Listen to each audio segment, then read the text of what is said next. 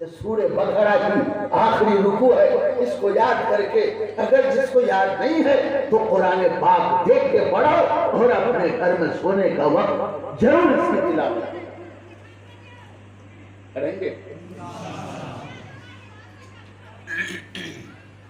یہ کسی امت کو نہیں ملی، نہ تو قوم عاد کو، نہ تو قوم لوط کو، نہ تو قوم ہود کو، نہ تو قوم ادریس کو، ارے کسی نبی کو نہیں، جتنے نبی آئے کسی کو نہیں، ایک تو صرف محمد رسول اللہ صلی اللہ علیہ وسلم کو۔ اور یہ چیز دیا کیا؟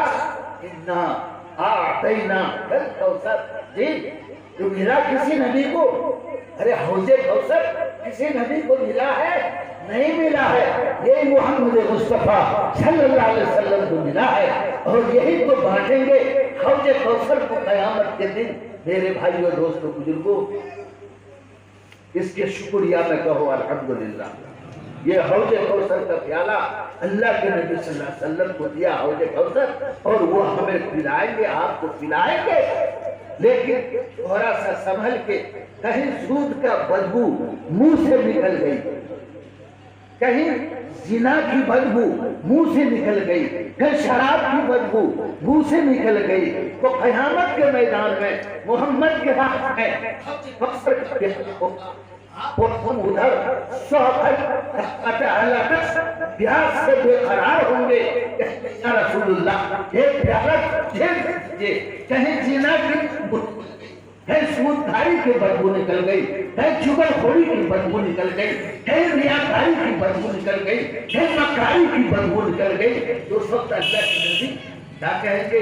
بدبو پسند نہیں کر سکتے اللہ کے نبی، اللہ کے نبی بدبو کو جبت نہیں کریں گے، کیا کریں گے؟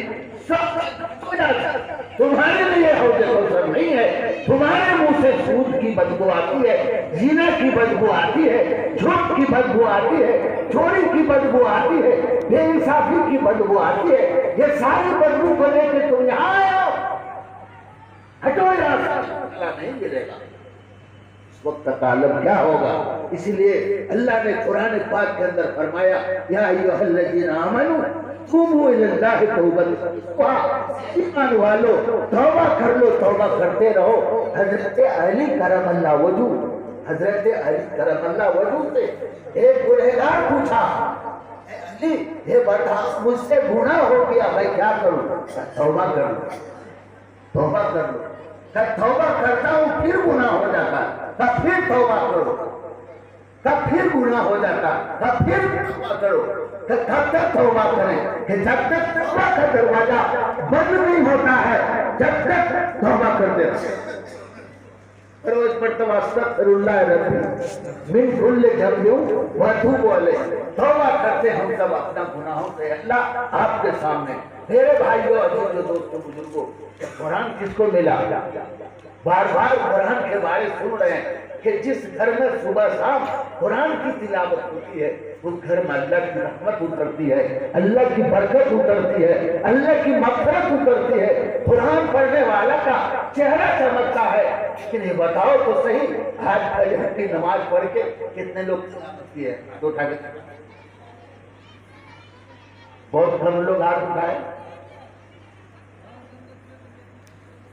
اشتہار پڑھنے کا بھی فرصت اب نہیں، کیوں کہ موبائل میں آدمی ایسا گھس گیا ہے موبائل میں، تب سب کچھ اسی میں ہے۔